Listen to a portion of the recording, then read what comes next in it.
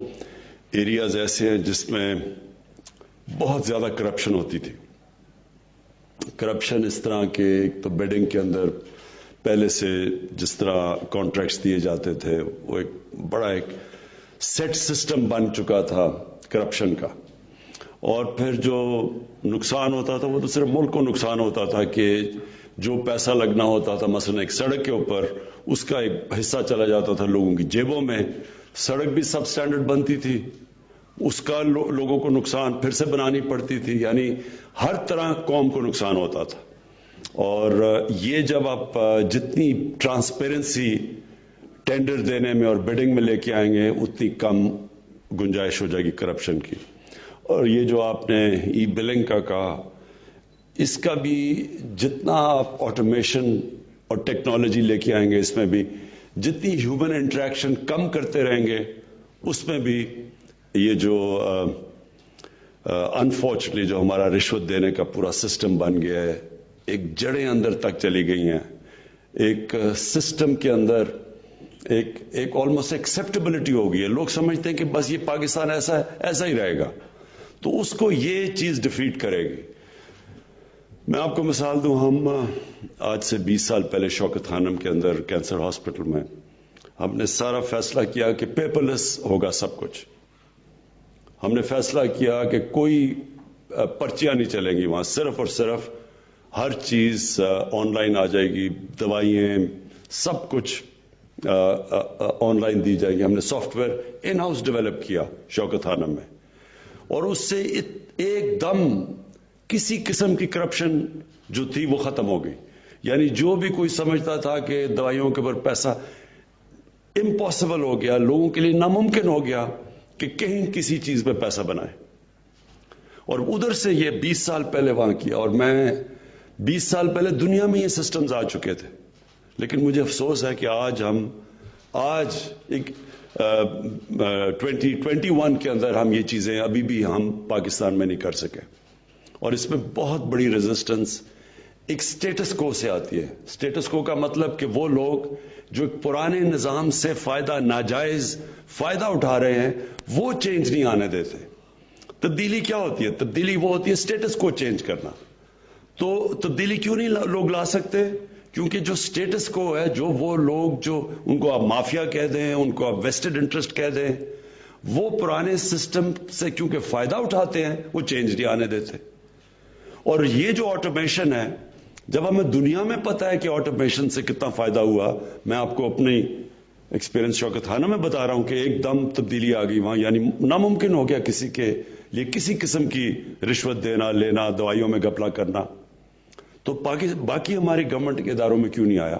کیونکہ ایک سسٹم کے اوپر لوگ ایک کرپشن کا نظام چل رہا ہے. میں آپ کو ایک بتاؤں کہ شوکت خانہ میں ہمیں ایک دفعہ ایک گورنمنٹ کے ادارے میں بتاؤں گا نہیں کون سا ادارہ ہے، انہوں نے 3-4 لوگوں کا علاج کروایا شوکت خانم سے، اور انہوں نے کہا کہ ہم ان کے پیسے دیں گے. تو ادارے نے پیسے دے دیے، ان جو مریضوں کا علاج ہوا.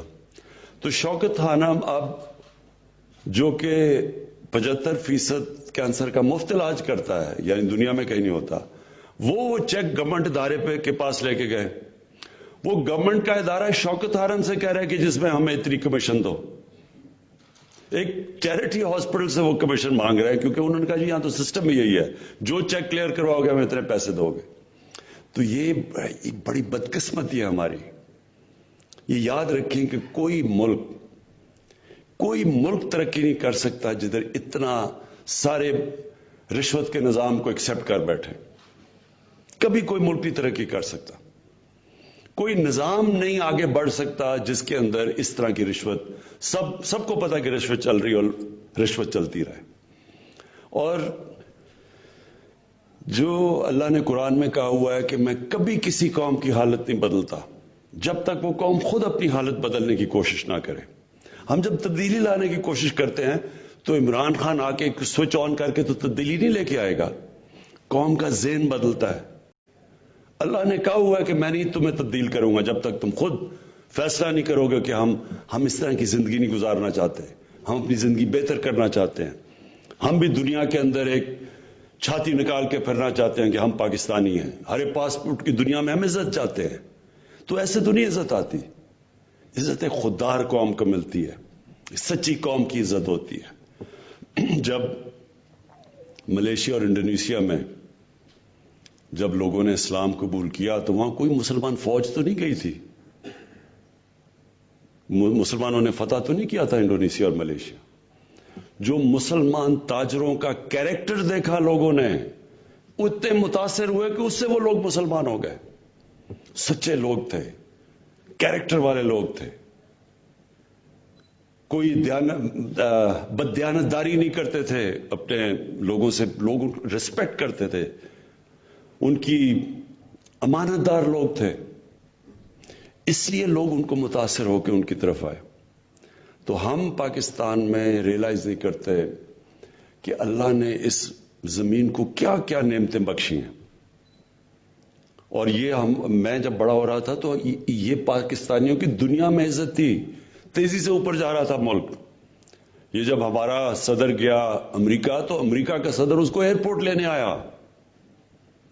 جب وہ گیا برطانیہ تو کوئین نے جس طرح اس کو ریسیو کیا، رسپیکٹ تھی ایک دنیا میں. کیونکہ قوم تب ایک لوگ اس طرح جو ایک قوم کو جو آہستہ آہستہ ہمارے سسٹمز گئے، ہم نے سچائی سے دور ہوئے، رشوت ایکسپٹ کرنی شروع کر دی، لیڈرز نے کرپشن شروع کر دی. ابھی یہ کیا ہے، یہ جب یہ ایک براڈ شیٹ ایک چیز سب کے سامنے آئی ہے کہ اس نے پاکستان گورنمنٹ نے ایک فرم کو کہا کہ جی ہمیں ہمارے ملک کے سربراہوں کو نے جو چوری کیا تھا پیسہ اس کے لیے انویسٹیگیٹ کرے. انگلینڈ کی فرم تھی. تو وہ جو انٹرویو دے رہا ہے وہ کیا کہہ رہا ہے کہ کس طرح پاکستان سے پیسہ چوری کر کے باہر جا رہا تھا. اور کون کر رہے تھے؟ پاکستان کے وزیر اعظم، پاکستان کے وزیر، وہ چوری کرنے پہ لگے ہوئے تھے پیسہ. تو جب ملک کا سربراہ چوری کرے، وزیر کرے، تو وہ تو نیچے تک سارا سسٹم کرپٹ ہو جاتا ہے. تو پھر تو NHA کے اندر ہم نہیں کہہ سکتے کہ جناب آپ چیف انجینئر نہ پیسہ بنائے اور فلانا نہ کانٹریکٹر نہ پیسہ بنائے. تو سارا سسٹم جو سب سے بڑا ظلم کرپشن کرتی ہے ایک ملک سے کہ کرپشن کو ایکسیپٹیبل کر دیتی ہے. اب برائی کو برائی نہیں سمجھتے کہ کوئی غلط چیز نہیں ہو رہی. اور اس سے کیا ہوتا ہے؟ کرپشن سے سب سے بڑی چیز کیا ہوتی ہے؟ لوگ بڑے امیر ہو جاتے ہیں. وہ براڈ شیٹ والے نے کہا کہ یہ جو میں تھوڑی چیزیں دیکھ رہا تھا کہ ایک پاکستانی نے، اور وہ بھی بتا نہیں رہا کہ ہمارا پاکستانی سیاستدان نے، سعودی عربیہ سے لندن کے بینک میں $1 ارب بھیجا. $1 ارب ایک آدمی نے بھیجا.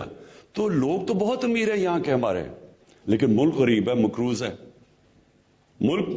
ملک قرضے پہ گزارا کر رہا ہے، لیکن لوگ ایسے ہیں جو لندن کے سب سے مہنگی جگہوں کے اوپر بڑے بڑے محلوں میں رہ رہے ہیں.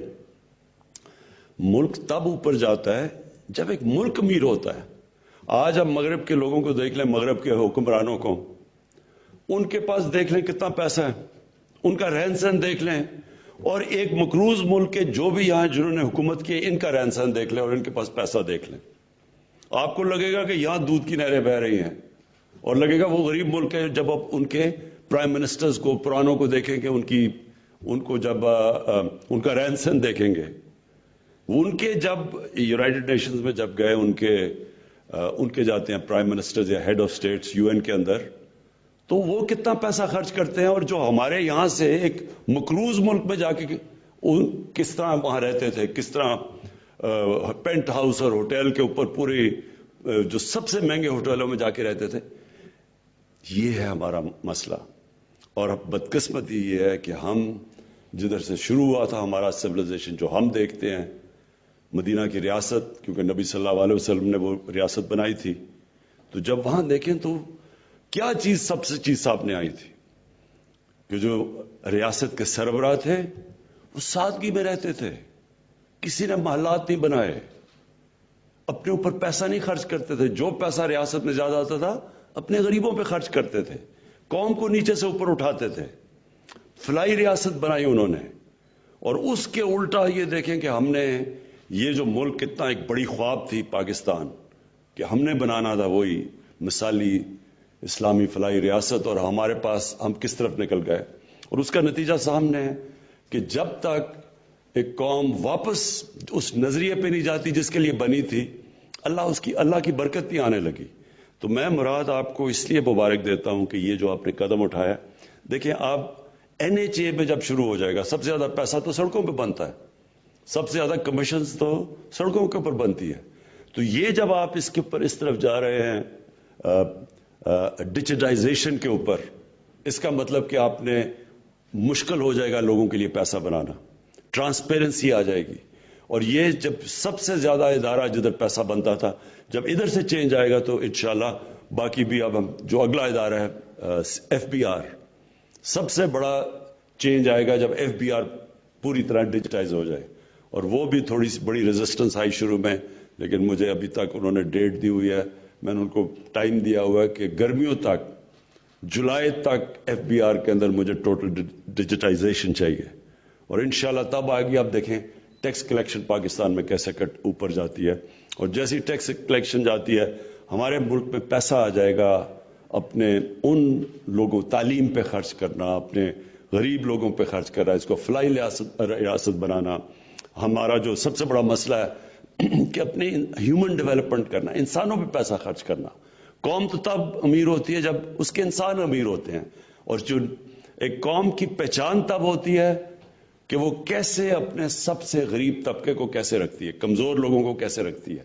امیر لوگ نہیں کیسے رہتے، اس کے جو کمزور طبقہ کیسے رہتا ہے. اور انشاءاللہ جیسے جیسے ہمارے پاس ریونیو بڑھتا رہے گا، FBR کے اندر ریفارمز آتی رہیں گی. کرپشن جب آپ کو مثلا آپ سڑکوں کے اوپر جب ختم ہوگی تو ہمارے پاس جو مراد نے اصل بات کی کہ ہمارے پاس اور زیادہ پیسہ آ جائے گا خرچ کرنے کا. انفراسٹرکچر کے اوپر ہم اس کو اور بہتر کرتے جائیں گے. انفراسٹرکچر جیسے ہی بہتر ہوتا جائے گا، ملک میں زیادہ انویسٹمنٹ آنی شروع ہو جائے گی. تو یہ آج بہت بڑا قدم آپ نے اٹھایا ہے. میں انشاءاللہ اس کی وجہ سے ہم اور منسٹریز کے اوپر بھی پریشر ڈلوا لیں گے کہ ای گورننس کے اوپر سب منسٹریز جائیں. اور ان کو بھی ہم نے ٹائم سکیل دیا ہوا گرمیوں کا کہ اگلے 6 مہینے تک ہم ایکسپیکٹ کرتے ہیں کہ پاکستان کی جو منسٹریز ہیں سب ای گورننس کے اوپر آ جائیں گے. شکریہ. وزیر اعظم عمران خان نیشنل ہائی وے اتھارٹی کی جانب سے ای بلنگ اور GIS میپنگ کے نظام کی افتتاحی تقریب سے خطاب کر